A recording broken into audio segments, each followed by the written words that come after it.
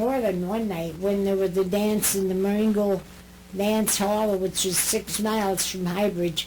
We talked the section foreman into letting the bunch, that's how you were classified, we each put in 50 cents and we could get the hand car. And then we stood on, I think there were 8 of us, we stood on the hand car and the boys pumped. And we stood behind them and held their shirts. All the 6 miles down the Sioux Line Railroad. And the station agent, John, I can't remember his last name this very minute, would let us know if any extras were coming through, because you didn't want to meet an extra with a section handcar full of people dressed and going to a dance to meet a freight train, because you'd all have to get off and lift the thing off the rails and then lift it on. And not only that, but the section foreman could lose his job.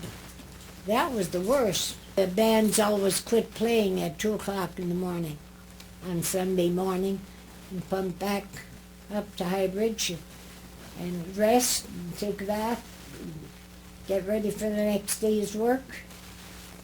It was exciting and pleasant, and I enjoyed it. My mother used to get provoked with us. But anyway, that's where I met my husband. Really? Yes. Tell me about that. Well, we were all going to Marengo to the dance, and he had just come down from Ashland where he was running streetcars for a living. And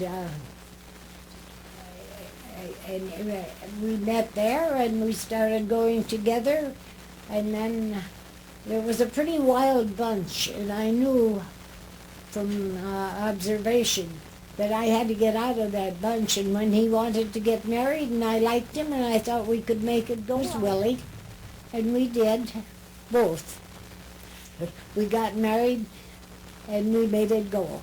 In terms of your early years with your husband Cliff, what were they like when you first got married? They were tough because the country was not prepared for the end of the war. But then along came the Depression, and we were living in Jezebel then and living in a company house that was not up to rules, but we stayed there. The rent was cheap and the house was big and convenient for what we wanted it. And then Cliff knew Mr.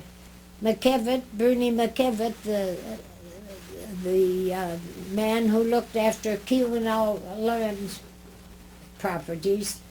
And the rule was that if a tree was down and dead, you could have it free. But if it had one green leaf on it, you had to pay stumpage. And we were busy. He got a permit that we could cut wood. And the one man saw we used is downstairs now.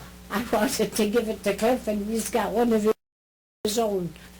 But anyway, we cut wood. We had a Pontiac car, and we took out, when Cliff came from work, I had something ready for him to eat. And he ate it, and we packed a jug of water and set off for the woods. I took out the back seat of the Pontiac, and the trunk was kept empty, and we went out there and parked it beside the road where we were going to load the chunks.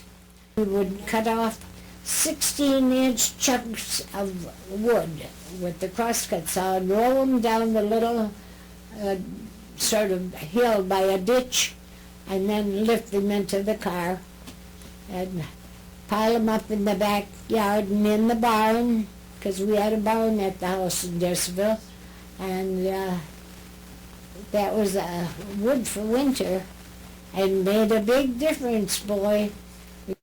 The fence between our house and Moon's house was chicken wire, and there was a hole in it, and rabbits used to go through that hole.